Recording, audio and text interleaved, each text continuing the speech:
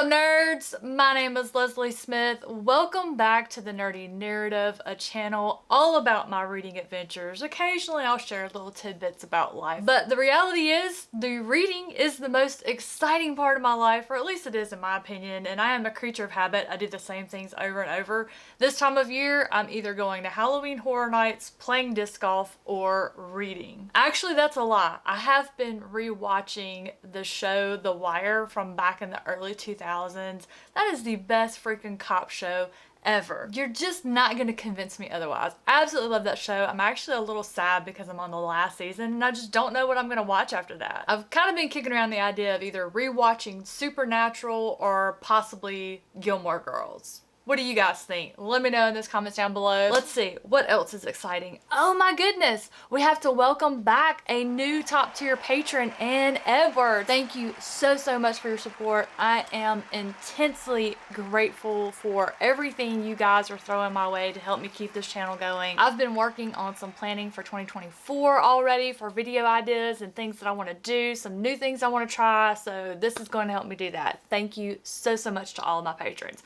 All right guys, let's talk about what all I read this week. We'll start with completed reads. First up on the list, the one that I literally just finished before sitting down to film, Book 10 and the Dresden Files by Jim Butcher, small favor. Things have really started ramping up. This world has grown exponentially. So many things are getting intertwined and mixed up in one another. What makes this reread so fun is I know where things are currently because I am caught up on the series. I know how this is all going to end up, and it's fun seeing all the things that I didn't catch the first time that I read the series. Of course, this is what, my third or fourth reread? I can't keep up. Every time I read this series, there's always something I miss, something that hits a little different, something that lends itself to a new conspiracy that I have to talk about with my friends that are up to date on the series. So if you haven't read this urban fantasy series, but it's been one you've been thinking about and you're wondering, am I gonna like a series that is that long? Is it going to interest me? And of course, I'm going to tell you the answer to that is yes, because I loved it so much that I have just read it and reread it and reread it, and I cannot wait to read more. So next up for me in this series is several short stories and a couple of graphic novels, which I'm going to be continuing right along with that.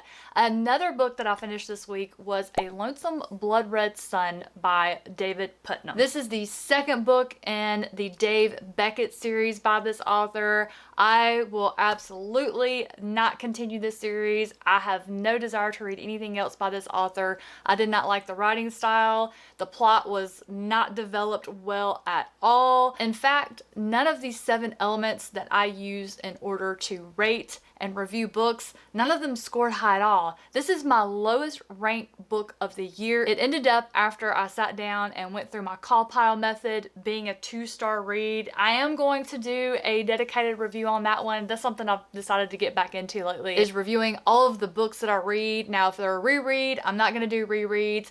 And if it's the second book in a series, it's going to be a very abbreviated one because I don't want to get too deep off into what happens in book 2 if you haven't read book 1, if that makes any type of sense. So I am going to have a review coming up on the channel for that if you would like to hear more about what didn't work for me in this book. But as a gentle reminder, every book does have its audience. There were a lot of people who gave this one a glowing review. I just was not one of them. That takes care of all of the completed reads for the week. Now let's talk about what I've started and I'm still working on and just how that's going. I am still continuing my way through You Don't Know Us Negroes and Other Essays by Zora and Hurston. When I read nonfiction, I like for it to have current value on my life. And a lot of these were written in the 40s and 50s. So you're wondering, how does that have value now? Lots of ways. First of all, I'm learning about prominent figures in history that I didn't learn about in school, and you can probably guess why. Just to piggyback right on that, it's just the history that's involved that I am enjoying learning. I love the perspective that Zora Neale Hurston gives because the woman has her facts. But the best part about it is she always gives her opinion and perspective on it, and I just can find no fault in anything Zora says. I'm still working on the section on politics in here, and while it's very interesting to read and learn about, the most depressing thing about this section is the hope that Zora puts into these essays that these things that were happening back in the 40s and 50s were going to get better over time, and they haven't. They just haven't. So whenever I read a line that she puts in where she's hopeful for the future, it just breaks my heart to know that we're still not there yet. My other current read, I am about 65% of the way through, is J.D. Mitchell's Springtide Harvest. If you are a huge fan of quest-based fantasy, this is definitely one that's right up your alley. Some that I have read that I would put in the same category as is Stephen Aryan's The Coward and Mike Shell's Aching God, or really the entire trilogy of the Iconoclast by Mike Shel would fit right in.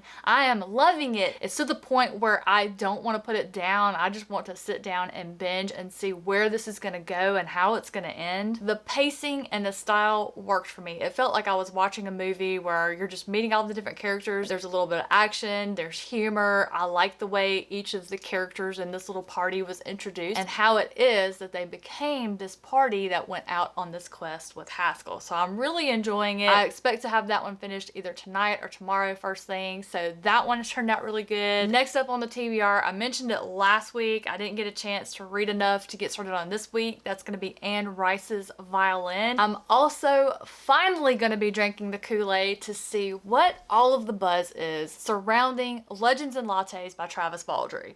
If I end up loving this cozy fantasy, book 2 I think comes out in a couple weeks. I'll be jumping right into that. I am going to be buddy reading this one with my friend Gail. Oh, that's too cute. There's some little cover art in the back that says coffee first. Yeah, I can definitely get behind that. I fully intend to enjoy this one. I know there's been a lot of talk about cozy fantasy. Some people like it, some people don't. Some people complained about it being soft magic.